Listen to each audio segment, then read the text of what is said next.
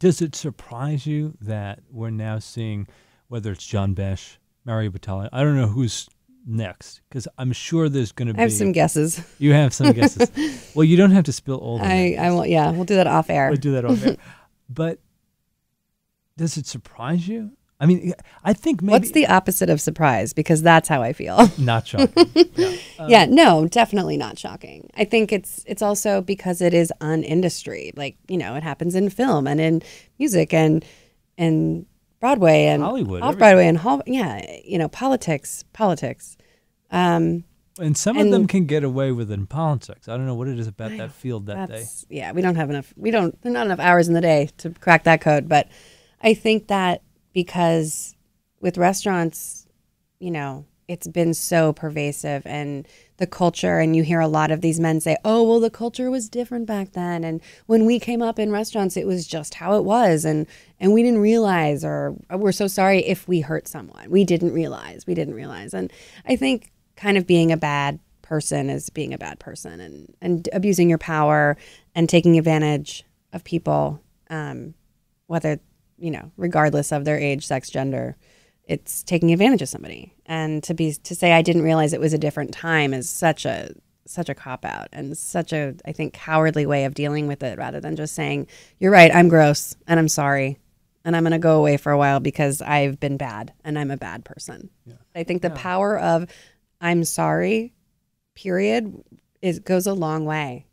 With anyone that's ever done you wrong on whatever scale, I'm sorry followed by a but rarely does good. If anything, it damages things further. And I think that that's people's sort of, response is wanting to not confirm or deny, but say, oh, I'm sorry if they felt this way, or I'm sorry it was a different time, or I'm sorry, but, I didn't realize. Yeah. I think just, I'm sorry. I was wrong. Yeah. Well, I don't know. I was thinking about this morning. I got so many emails, people sending me this story about Mario. Oh, yeah.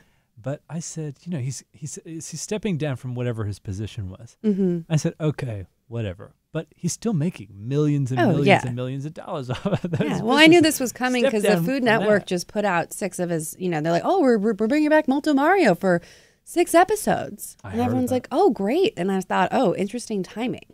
And because I knew this was coming, because who didn't? And, sure enough, here we are. Here we are, and it's happened.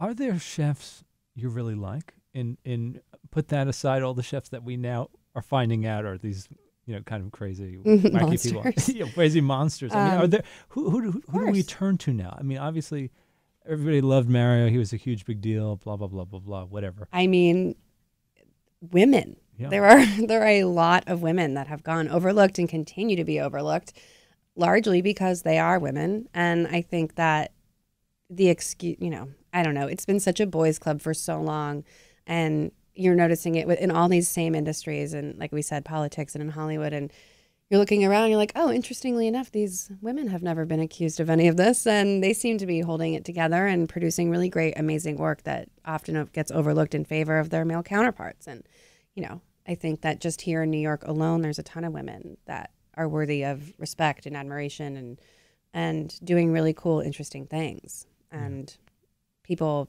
can choose to pay attention to them. But if you notice when there's coverage about chefs, sometimes there's maybe one woman in the mix just to make sure that they're not excluding them. But I sometimes feels like they're getting thrown a bone rather than being truly considered.